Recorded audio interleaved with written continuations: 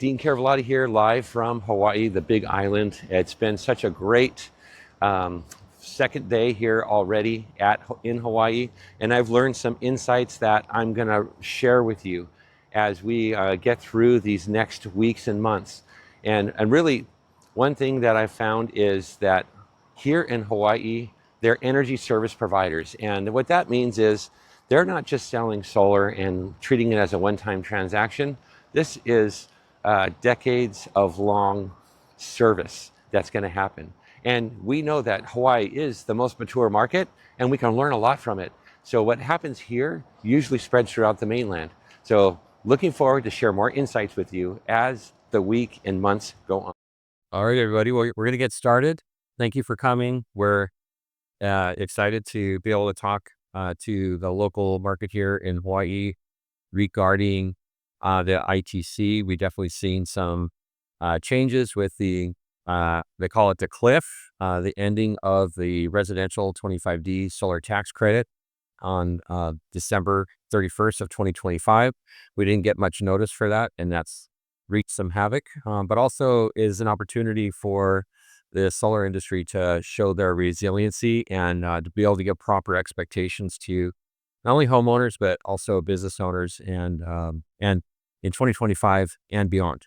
And with me today, we have 3 panelists that I'm going to be talking to, and it's we're going to let each one introduce themselves, and I'll let Kim, please go ahead and introduce yourself and just let us know a little bit about your history in solar and battery. Sure. My name is Kim Keahiolalo. I live here in Hawaii. I have been selling solar since '07 and in Hawaii since 2012. And then when we lost net metering in 2015, I transitioned to selling batteries along with solar and have been ever since. Awesome. Yeah, I'm Jeff Kaemmerlen, the CEO of Sunspear Energy. We're a local developer and EPC, do commercial and residential solar projects here in Hawaii. Been in the industry for 12, 13 years now, I think. Ryan Gold, President, CEO of Solaray Corporation. We do business in Hawaii as Inter-Island Solar Supply. So this is our 50th anniversary this year. So we started that business in 1975. We own a few other companies, all in the energy space. And I started with the company in 2008, had various different roles, and find myself where I am today. All right. Well, I want to thank Yeah, thank you all. Yeah, it's impressive. Yeah, absolutely. And we have some great experience here. Probably over 50 years of experience. I've been in solar since in and around 2010 myself, and really excited here. I'm a CRO, Chief Revenue Officer at Solar Insure, and work with hundreds of contractors from Hawaii to Puerto Rico and everywhere in between. And kind of to give the national context to this is, we see contractors, some are panicking and saying, I'm retiring this year. I'm no longer going to do solar. Others are doubling down and they're like, I'm going to get more market share because there's going to be some that are going to just go ahead and leave the market. And so it's a time of opportunity. When there's change, there's opportunity. And that's what we're going to talk about today. What are the changes? What are the opportunities? And what are the nuances of the Hawaii market with the different islands that are here as well? And we'll go ahead and, just talk about, what do you guys, what are you think is the biggest misconception that people outside of Hawaii have about the Hawaii market? And if I start? I don't mind at all. All right. I think a lot of folks from the outside think that operating in Hawaii is universal across the islands, right? And that couldn't be further from the truth. We have very different permitting requirements across the counties.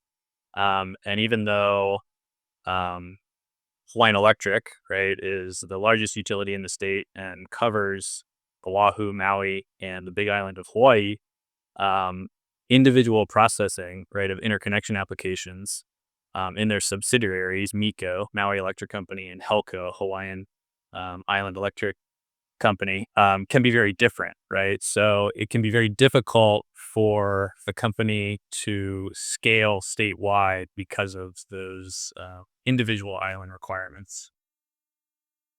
Yeah. Thank you for that perspective. Yeah. Appreciate that. Anyone else can think about any misconceptions?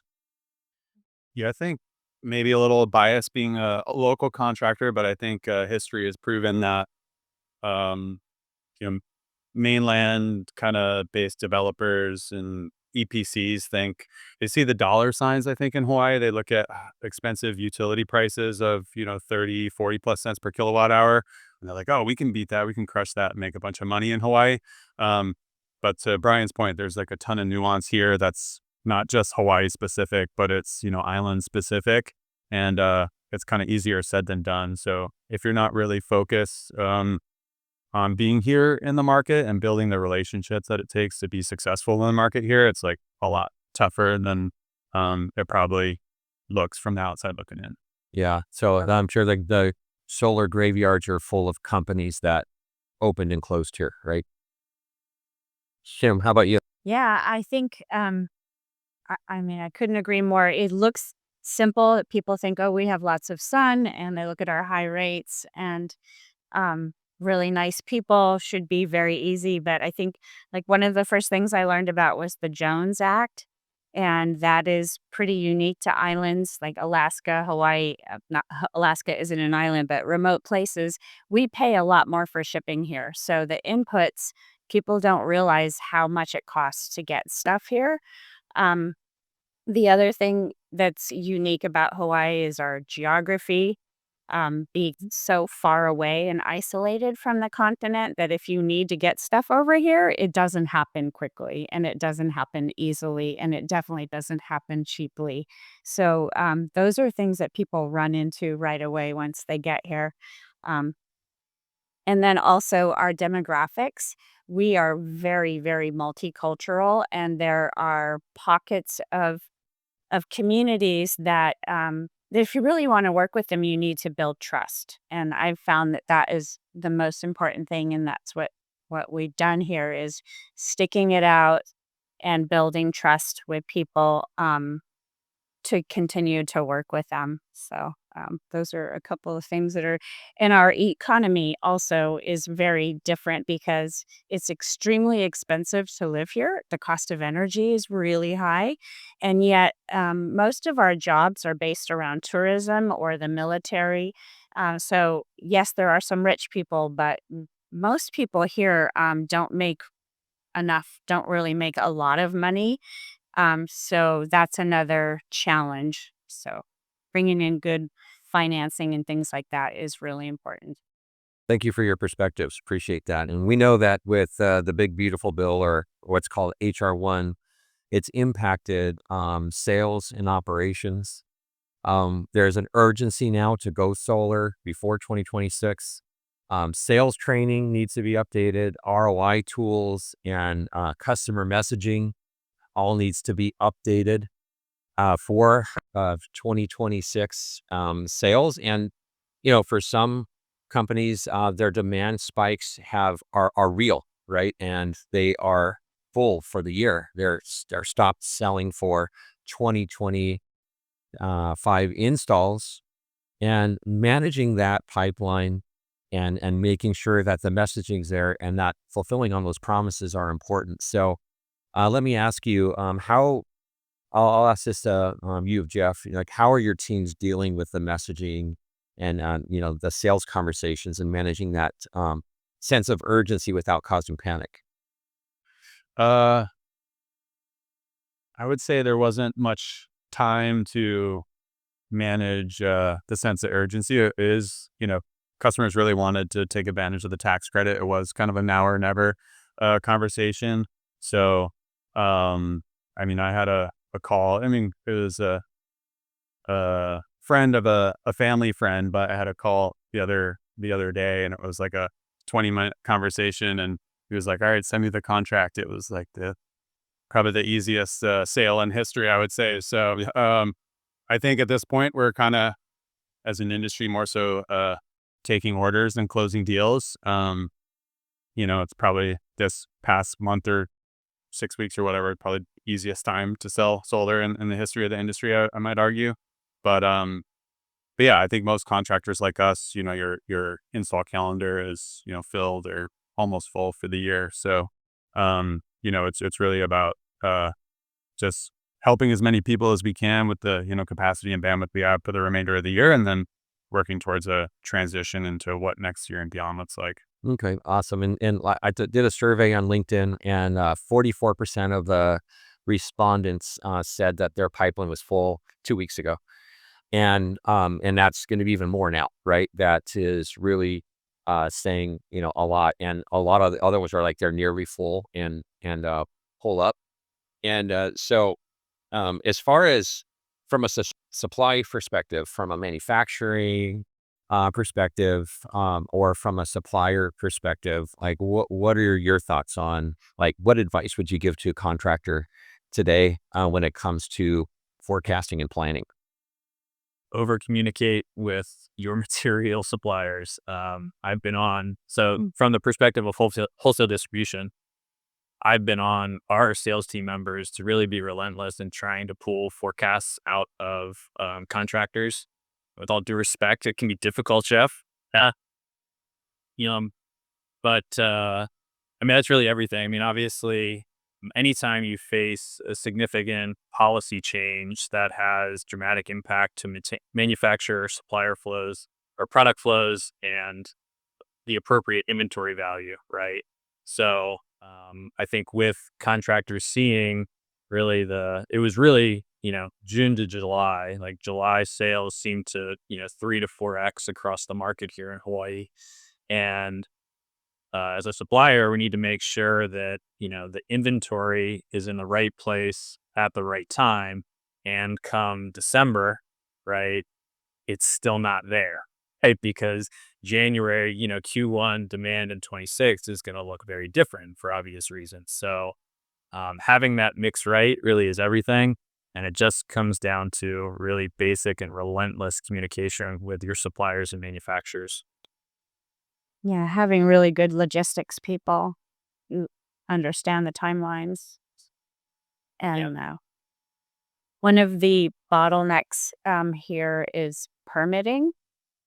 I think a lot of people don't realize how long that takes. There's a very finite group of people that are reviewing our permits, and we recently started a new permitting software platform that's been really challenging. So if it isn't one thing, it's another, right? Yeah.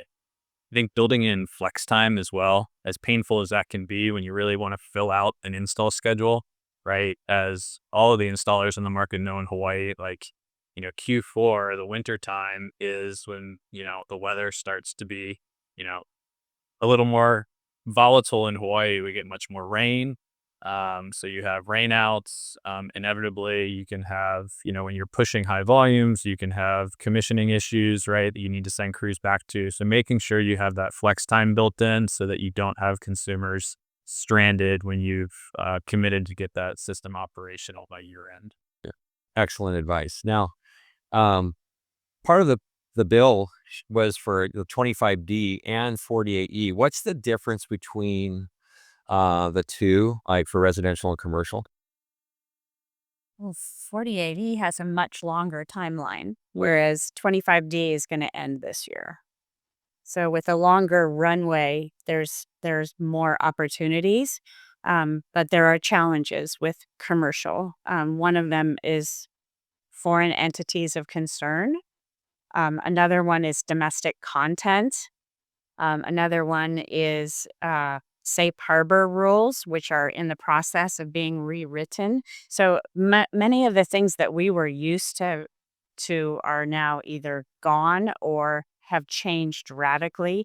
And some things we still don't even know what the rules are going to be. So all of those challenges make commercial, even with the longer timeline, makes it more risky. And when things get risky, insurance companies raise their rates because that's their job, is to manage risk. So the costs of these long-term projects though they still have some tax incentives in place right now, are kind of unknown and could probably escalate. So that's tricky for people that are doing long term. Yeah. Hey, Jeff, what advice would you give to any residential contractor that might be thinking of getting into diversifying into commercial now? As far as that's concerned, or is it just kind of like a little too late? What do you think? Uh, Depends on how you look at it and what your time horizon is. It's kind of tough to say because there's definitely not like a one size fits all approach. Um, to running any type of business. I think with these recent changes, any contractor that's very residentially solar focused is probably going to be thinking about some means of diversification. And that could come in the form of other trades in the residential space like HVAC, roofing, things like that. Or, within solar, commercial is obviously the most logical pivot. I will say from, developing commercial projects in Hawaii now for over 15 years, it's not a quick pivot. Our company has grown really quickly from the outside looking in over recent years, but that's a function of seeds, that myself and others on our team planted 5+ years ago. The development cycle on commercial projects can be really long here. By the time, you're in the development stage and then getting through, engineering, permitting, financing and stuff like that. So it's not not trying to discourage, anybody from going that route, but it's not necessarily a quick and easy pivot, I would say. Um, and yeah, to Kim's earlier point, we are facing the 48E, the commercial tax credit. So, the 25D is used for residential projects that sunsets at the end of this year. The 48E, we're still waiting on some guidance based off of the executive order that was issued on July 7th as to what the specific rules are to safe harbor projects, which we can, get into more later. But we have a little bit of a longer runway to the end of 2027 if we, start projects by a certain time, and everyone's kind of waiting to see what start means. And as a result of that executive order, there's still a lot of, I would say, uncertainty in the marketplace, and a lot of the pools of capital are still just kind of sitting on the sidelines. And so we, see what the actual rules look like, which hopefully we'll find out next week or have a little bit more clarity. So yeah, I think uncertainty can just make projects with longer life cycles kind of die on the vine.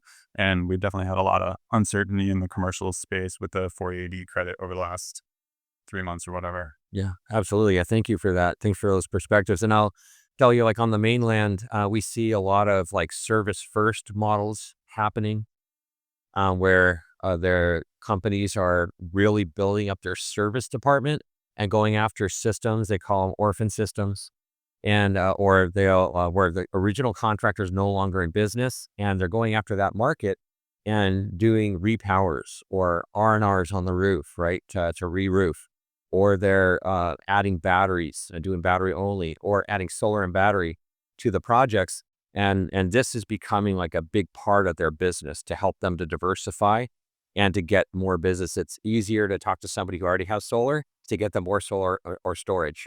And so that being said, like, could you see like trends like this happening in the Hawaii market or any certain market? What are your thoughts on that? Anybody? Um, I think Hawaii's ahead, right, in that capacity, and I think it's a natural pivot. And I would say it's easier for most companies. I think Jeff was being a little polite. I think there's a lot of barriers for a residential company just spinning up commercial. It's a very different animal.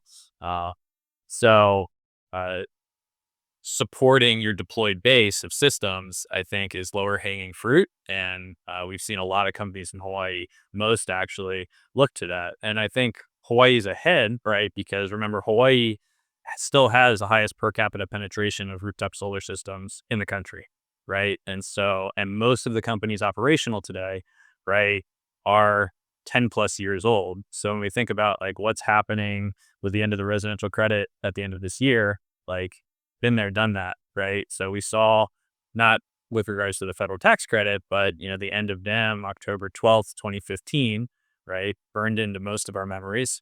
And then even more recently, right, the end of the battery bonus program last year, which for Oahu was in 2023, for Maui was in 2024. Those were similar types of cliffs. And so the businesses that are operational today have adopted their models to be more efficient and to get past. It doesn't make it easy, and we don't welcome these kinds of cliffs, right? But the customers are very resilient. O&M is going to be an increasingly important part of that. Yeah, and we definitely see trends from Hawaii going into the mainland. So yeah, we definitely see that. I think O&M, to Brian's point, is a little bit of a overlooked segment. I mean, to your earlier point, there's a graveyard of companies that are no longer around, and therefore systems that don't have warranties, or even in some cases, finance systems. So we're doing O&M for all the old, SunPower went bankrupt last year. So all the SunPower leases, we're providing O&M services for those, about 1,000 systems statewide. And I think over time that's going to continue as there's more, fleet of stranded solar projects across the island. And I would say if the goal is having a pivot to something that's going to generate cash flow sooner, O&M is probably an easier pivot to, manage expectations. Transitioning to C&I, if you don't already have a presence in that market, you might not see, a dollar hit your bank account for 2 to 3 years, I would say. So it's not necessarily an easy transition, to Brian's point. Sure, absolutely. And so we're seeing a lot of contractors also become more lean. They're saying, hey, we're going to become more lean. We're going to change our commission structure, update that. I've even talked to some that are it's salary only positions, right? And it's a little different than what we've definitely seen in the past. Also, eliminating dealer fees, like doing no dealer fee loans, and that's like a 30% drop right there in the cost of a homeowner going solar. Local credit unions.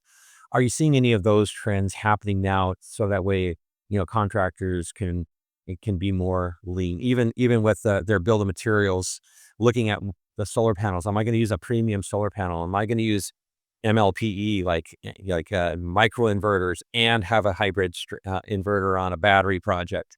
Are any of these things, are you seeing any transitions to that here in the market? All of the above. No, I think, again, referencing the two most recent cliffs in Hawaii, right at the end of NEM and end of battery bonus, you see those price pressures pretty commonly. So to financing, I think these two are probably better positioned to speak to that. But at the equipment level, what we commonly see, as a wholesale distributor, we represent pretty much in every product category, 5 to 8 different manufacturers. And, what we see is alternative strategies, right? And so some manufacturers will get more aggressive, take a margin hit, right, for themselves to try and gain more market share. And so it becomes, you learn a lot about risk appetite of those particular companies and sort of where Hawaii ranks in their overall, portfolio, their strategic portfolio of how they want to approach it.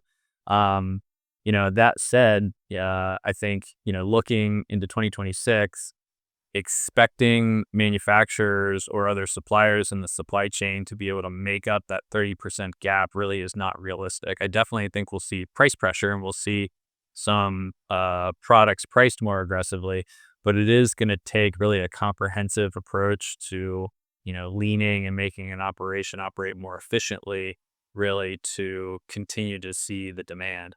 Now, that said, it's not all doom and gloom. And I think another thing that's really specific to Hawaii is the success of Hawaii and the continued success of this industry is driven by the unique consumer demand here, right? Consumers in Hawaii are uniquely in touch with their energy costs as a percentage of their income, right? And so we are winning and will continue to win in comparison to traditional energy sources because of that, right? We're going to have this, yet another cliff, right? But this industry is incredibly resilient and we're going to be okay because of that. Yeah, I think these big disruptive events, I think the 2015 end of NEM, the era prior to that, that was the wildest West era, as we would call it. And then I would say, the last 10 or so years or whatever, 9 years it's been since then is like more like still kind of a Wild West era. And I think with each of these major disruptions, it kind of ushers in a new time of, you have to have a tighter control of your costs, your business, operate more lean, more efficient. And there's going to be things in terms of how we, as EPCs or installers manage their costs are just going to need to get more lean and more efficient with each of these transitions. So there'll be some short-term pain, I imagine, but it'll be okay in the end. Sure. Absolutely. And we definitely, like we talked about here, there was some, the average life span of a contractor here in Hawaii is 10 plus years. So like, how does a contractor and how does the solar industry in general in Hawaii build trust with the community? Yeah, going back to O&M, I think there was like a couple of articles in Time Magazine each of the last 2 years that kind of painted a sort of a negative picture on the industry potentially. And I think that's a little bit of a function of the Wild Westness of the industry and just, I think, kind of not to bash on corporate entities, but I think solar as an industry is better serviced by like local and regional players than it is, some of these bigger corporate players. And we've seen, a lot of M&A in the space over the years, companies trying to get like, national scale.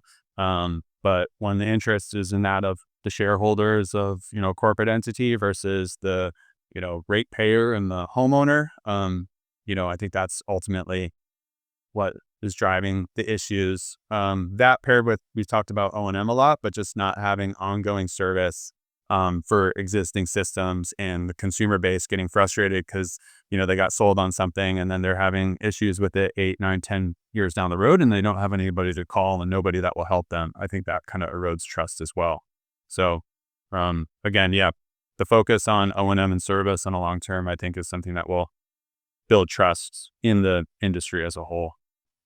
And people here are willing to pay a premium for that, to know that their contractor is taking good care of their business so that they'll be there in the long term down the road. Awesome. No, I love that. And how do you think Hawaii's leading innovation when it comes to solar and battery installs? Well, we've been doing it the longest. I mean, the end-to-end, right, in 15, right, we entered, we fell off a cliff, as an industry a little bit. And at the time, I think it's important to remember, there really were not, I mean, as a distributor, we've sold batteries since the earliest record I can find is 1982. This is the first lead acid battery that we sold, right? But at the, in 2015, really at scale lithium batteries weren't quite available yet. I think we landed the first, container load of LG's, Gen 1 battery, I think in 17, right? So we had this 2-year gap. But as compared to anywhere else in the US, even starting, deploying storage really at scale in 17, we're years ahead, right? And that was painful, right? Because every manufacturer was sort of, beta testing their stuff in Hawaii. And we talked about this, Dean. That's happening in Puerto Rico now, unfortunately. But yeah, so we've moved beyond that. We're more mature, and we've learned a lot of painful lessons. And so now I think manufacturers have come to realize, and what you've heard here is this emphasis on like O&M and service kind of like trumping everything else. What manufacturers have learned is like that support structure is everything in a storage driven market, and it will continue to be so next year. So I think that's, the lesson that we learned very quickly in Hawaii, and that's going to replicate in other markets moving forward. Yeah, I think the O&M obligation is a whole different beast when you have like 100% attachment rate on solar, because the system is like working 24/7, back in the early days, and what a lot of other markets in the mainland that are still solar only, the sun goes up as long as the inverter is working during that, 6-hour window, like you're good to go. And then, the system goes to sleep essentially, and then you don't have to worry about it. But when you have battery storage, the system is interacting with the home's load or the, building's load 24 hours of the day, essentially. So that 100% uptime expectation is a whole different beast when you have a comprehensive batteries, solar and battery storage project. I think we're also leading the way innovation wise. Brian mentioned Puerto Rico. When we first started the company, worked with Brian on a batch of projects for the Department of Education, which was like the first, I think, batch of lithium ion batteries deployed in Hawaii that summer of 2017. And we installed basically microgrid solutions for the public schools to power air conditioning systems. And that design wasn't really vetted out yet. It wasn't a standard sort of grid connected battery system. And later that year in Puerto Rico, when they got hit by Hurricane Maria, folks that worked on our projects here in Hawaii went over there to help respond to that crisis and, deploy energy to hospitals and other critical infrastructure using a similar design, I guess, that we implemented here in Hawaii earlier that year. So I think we've been at the forefront of some of that innovation in Hawaii. Awesome. And why are batteries so important in Hawaii? Well, the rate structure for rooftop solar doesn't really incentivize you to export energy to the grid. So right away you get an incentive. Um, and we also have public safety power shut-offs when the weather gets too windy. So there are many reasons that the power could go out now more than ever.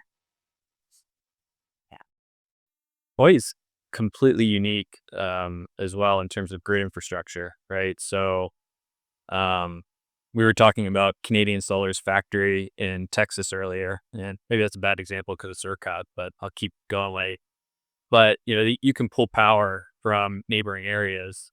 Going back to your first question about what's unique about Hawaii, the island grids are not interconnected, right? So if Maui has an issue, Maui has to have a solution, right? Same for each island. So we cannot share power with the other locations. And so resilience is a really big deal in Hawaii. And I think batteries have largely been sold, over the past few years because of the basic ROI implications, which Kim, mentioned. But I think moving forward, resilience first sales practices are going to be more and more relevant as people realize how uniquely vulnerable we are. I mean, our company's founding mission, we started 50 years ago, as I mentioned, was to rid Hawaii of a dangerous dependence on imported fossil fuel. And that risk still exists today, probably more so than back in 1975. And so, again, consumer demand for these solutions for batteries, it's only going to increase. Yeah. Yeah. No, I love what you guys are your perspectives here and saying that.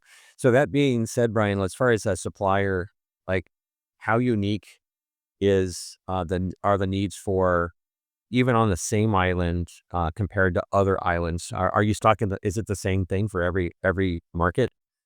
Yeah, it's really interesting. So we have 5 brick and mortar locations across the state, and the reason we did that as a business is because the needs of each population center are so unique, right? And so what consumers, like what our Hilo branch, for example, sees their best-selling product suite as, which is driven by the consumer demand in that market, is completely different from Maui, is completely different from Kona. I mean, our Kona branch and our Hilo branch are like 2 hours away from one another, and you look at our top 10 selling items, they're completely different. Like, it's wild, right? And it speaks to sort of that unique market nature and those unique, like, diverse pockets that Kim was mentioning earlier. We see it in our sales volume. And so, as our business and any business, operating, statewide or in multiple areas, you really have to have that local presence in order to be in tune with that and make sure you have the right mix. Absolutely. And so, Brian, I want to ask you, operating on multiple islands, is it pretty easy? No. We talked about, I think Kim brought up, the Jones Act and, Hawaii being isolated and, goods being more expensive. I mean, the basic back of a napkin, just freight cost is roughly a 4 cent per watt adder to any good, right, in our industry because we use cents per watt, right? And when you operate on the neighbor islands, just as the cost of living challenge that all of us in Hawaii are familiar with being harder on the neighbor islands, it's the same thing with goods. I mean, we have one inter-island barge service, right? So even if, Canadian Solar shipped a whole container of their battery systems directly to our Hilo branch, that container ship still stops in Honolulu. That container gets onto a barge, and a different barge, and then goes to Hilo. And so, there's time delays. There's obviously added cost for that. And it makes, if you're operating in Hawaii, you're in logistics, whether you like it or not. Yeah, absolutely. And Jeff, I mean, you operate your business on a couple different islands. How are those you meeting those challenges, and your suggestion as far as any suggestions that if anyone ever wanted to try that? Yeah, I mean, there's a learning curve for sure with expanding into new markets, and I think it's more intense here in Hawaii for the reasons that Brian and Kim have already mentioned. Yeah, we expanded our residential division to the Big Island a year or so ago. Definitely, leaning into logistical support from distributors. I think distributors have a lot more value to add here maybe than in other states. But yeah, just getting in tune with the nuances of each area and each market. I think it takes some time and some relationship building and some local people over there. I mean, we wouldn't have ramped up our operations on the Big Island if we didn't have some team members that live and are based over there, which we have several of now. So And having crews over there is really important, and support people for maintenance. yeah. Absolutely. And then talking about we just briefly mentioned it before about the permitting and this new permitting for is it all just for Oahu, right? And it's for all building trades, but it came at like the busiest time of the season, right, for every trade, but also with this ITC cliff happening on residential. How is that impacting business today? So I sit on the Hawaii Solar Energy Association board, and we spend a ton of time on permitting issues across the state. Obviously, as of late, we've been very focused on the city and county of Honolulu's transition. So yeah, they had a 27-year-old system there, which was the Posse system, which they took down. And so for a week, you couldn't pull a permit. Well, longer than that, but I'll get to that. And then they launched a new system a week later. And, as expected with any new technology deployment, especially replacing, such a legacy system, there were a lot of issues. And those issues, I think, were most painful for the solar industry. And it took, or has taken, we're not out of the weeds yet, but it took a better part of a week and a half to really comprehensively identify the biggest barriers to getting permits quickly for solar contractors. Now, thankfully, we have a very motivated leadership and administration, both in DPP and in the mayor's office. And I really can't speak highly enough of how they've gone out of their way to recognize the challenges that the solar industry is facing. And so they have created a temporary workaround while they, continue to refine the new system so that solar permits, the majority of single family home permits, again, this is city and county of Honolulu, so Oahu centric, can be obtained within 24 hours. And this is like new, within the last couple days. So still remains to be determined. We got to get some feedback from folks that are actually to verify it's actually working as intended. I think, we should expect to continue to have to refine this, right, over really the rest of the calendar year. It's unfortunate, the timing is very unfortunate, but we are creative and resilient as an industry, so we'll be all right. Yeah. So how long typically did it used to take, and what is the expected solution? How is this going to kind of revolutionize this? It's not. Okay. But so previously, about 50% of single family home permits you could get, let's call it instantly within a few minutes, right, online. And the other 50% went through e plans. And that process, I don't know what, 3 to 6 months. Yeah. Probably. So, if your property had a variance on it, if there was some sort of issue, you're in a special floods management area, flood zone, those are the kinds of things that would hold up permits. Those restrictions don't go away with this new technology platform. It definitely collects a lot more information, I think, in a more efficient way. It should. The whole point is it should make the review process more efficient.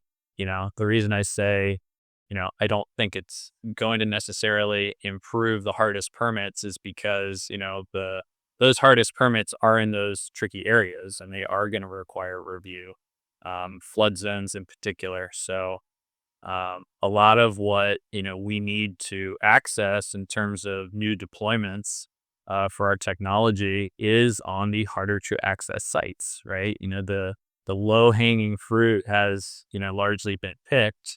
And so, we're pushing the barrier of figuring out the most efficient way to access those sites. And from a permitting perspective, I really think, again, to repeat myself, the best thing we have going for ourselves right now doesn't make it less painful is that the administration's leadership really does understand the unique challenges of the industry, and they're willing to work with us to craft creative solutions in real time. That's great. All right.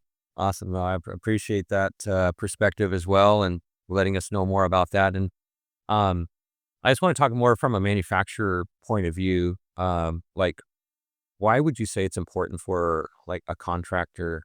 Because normally, like manufacturers don't usually go through distribution, but why is training and knowing your manufacturer important for installers today more than ever, especially with batteries? Well, yeah, I mean, as we were saying before, this is a new technology that you've now added into solar panels, which basically sit there, and then inverters. Inverters will always be an issue. That's where all the thermodynamics happens. So it is very important to have people on the ground or at least available to the contractor at the hours that they need. So remember, we are 3 to 6 hours earlier than it is on the mainland. So someone may have an issue. They're doing a commissioning. It's 4 o'clock on a Friday, 4 p.m. on a Friday. They need to be able to get a hold of somebody so that they can finish the job. So try and have 24/7 support. Try and have people in the state, in our time zone. That is really ideal. Yeah, absolutely. I appreciate that. And I've seen the training for manufacturers and being at helping with technical support, making sure that you're there for them has been pivotal. And really for like we work with tens of thousands of systems where the original contractor is no longer in business, and we handle all of those customer service calls. And then our troubleshooting team is in contact with the manufacturers as well and the homeowners in helping them get these results. So really, I'd have to say it's definitely a great thing to be able to, a resource to have direct with the manufacturer and knowing the pulse of what's happening, because it all starts with, the sale, but obviously you got to be able to manufacture it so it could be there in time Right. all the way through, right? Well, The whole process. So appreciate what Canadian Solar is doing. yeah, definitely. One of the things we do is we bring someone out to the first few installs, and it just makes things go so much faster. It's much easier than making a call. They get trained on what's the best way to install it, the fastest way to install it, and they avoid all kinds of problems by having one of our technicians there. They really appreciate that. And the technicians love coming out to Hawaii and Yeah. working with our Yeah. Jeff hit it on the head earlier. I mean, it's 24/7 accountability now with storage, right? And I remember I was working in our Kona branch talking to an off-grid installer, or that mostly did off-grid systems. This is 10 plus years ago, And he was telling me that he turns down 90% of the work that comes his way because he views the relationship as a lifetime relationship, right? And this was before the end of NEM. So fast forward now, I would say, the vast majority of systems that contractors are deploying are designed to offset 100% of load, right? And operate primarily as self-consumption systems. And that is a fundamentally different relationship than a system that is designed to export the majority of its energy. And so the relationships are different, and the service demand is everything. The support is everything. Yeah. Yeah, this is not a one-time transaction. It's a lifetime commitment, and it's a lifetime decision for homeowners. So I love that perspective, and that's the perspective that we at Solar Insure take, with a 30-year warranty on parts and labor and a battery replacement. So what do you think the messaging should be for folks in Hawaii? Obviously, being in a market where you're on an island, your reputation means everything, right? Long-standing reputation.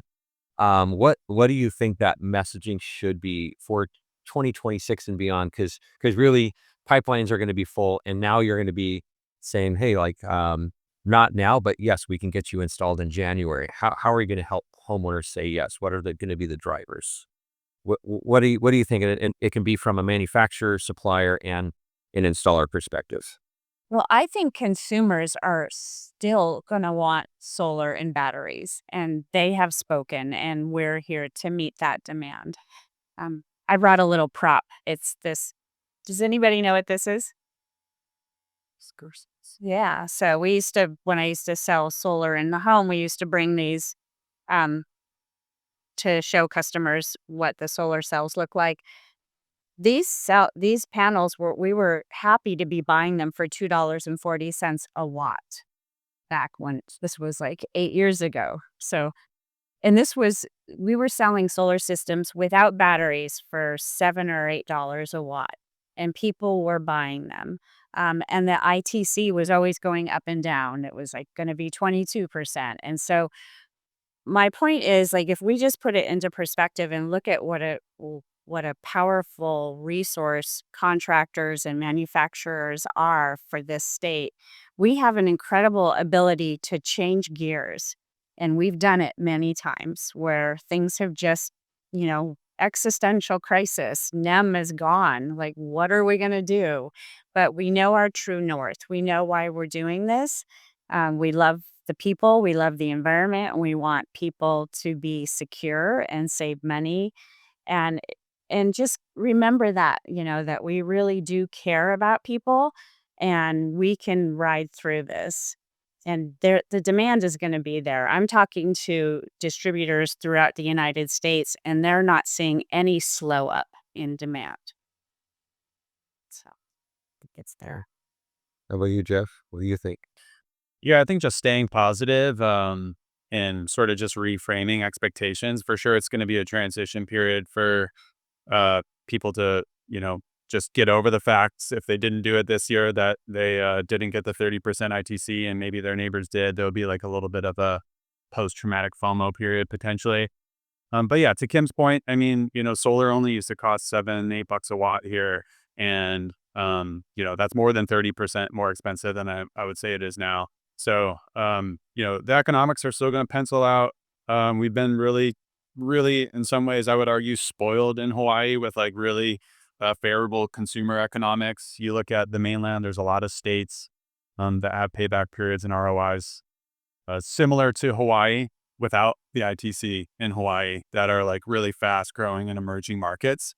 So kind of reframing those expectations and then just shifting the conversation back to energy independence. Like I think we've strayed in recent years, like the industry has strayed away from kind of like what its core ethos is.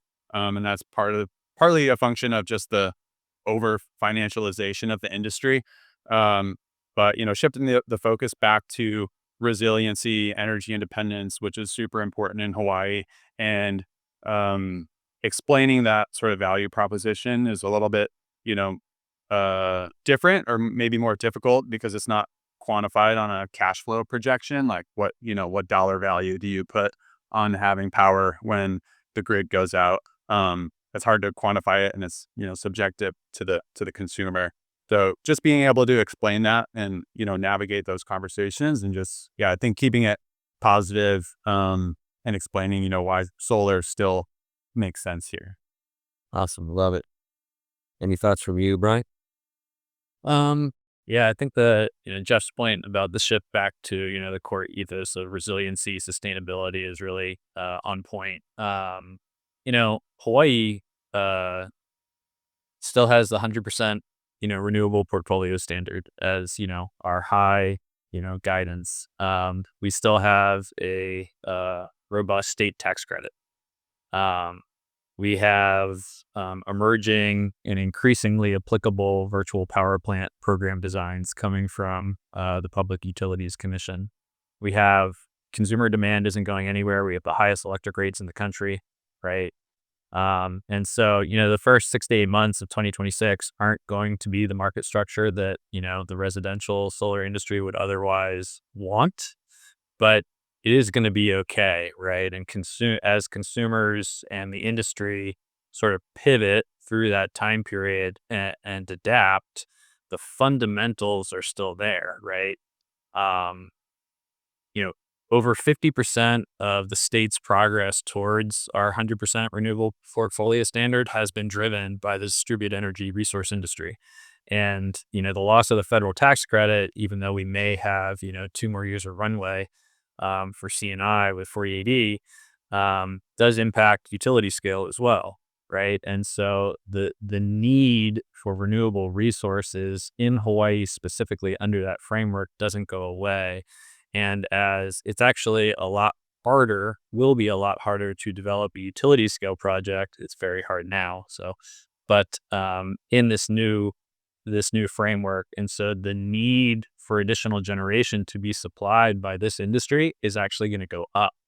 And so I have every expectation that at a state level, which is a very different philosophy than our current federal administration, we're going to see actually a lean into what we do and even a more favorable structure, 2026 and beyond locally. I recommend as a manufacturer or contractor to lean into HSEA because they're an incredible resource and they're advocating for us. They're working with our local government. So do all you can to support and lean into your local organizations that are influencing progress that we're making. Yeah, well, man, there's a lot to unpack here. We definitely have talked about how Hawaii market is different. Even within the market, there's differences, right, through from different islands and even different sides of islands. That the need for resiliency is really intrinsic in the people, that they want to have the solar and battery resilience, and that their average contractor's been in business over 10 years here, and they're really O&M centric, looking at the long-term lifetime commitment of being able to take care of a homeowner and a business when they do go solar. And it's a support structure from manufacturers, suppliers, and the contractors and O&M providers are here to stay. And that 2026 messaging is just going to be a little different, but it's going to be based on resilience, based on reputation, based on making sure that it's built on trust. And then also there still is going to be an ROI. No matter what, there'll be some sort of an ROI.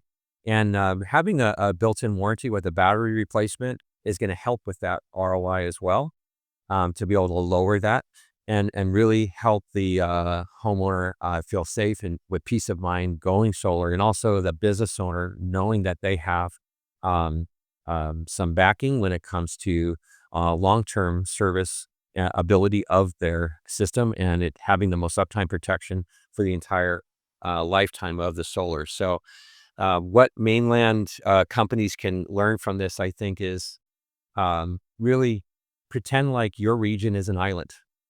Know your utilities, your AHJs, your and every type of permitting, right? And know your manufacturers and what your homeowners want, and do what's best for them, not for yourself. Operate in a lean environment so that you can be there for the homeowner and for your commercial customers for the lifetime of the system. And being able to make sure that you do that is going to not only help your business, your families, your community, but the industry in general. And being positive, all I've seen is positivity here in Hawaii. And I really want to thank all of our panelists today. And let's go ahead and give them a round of applause.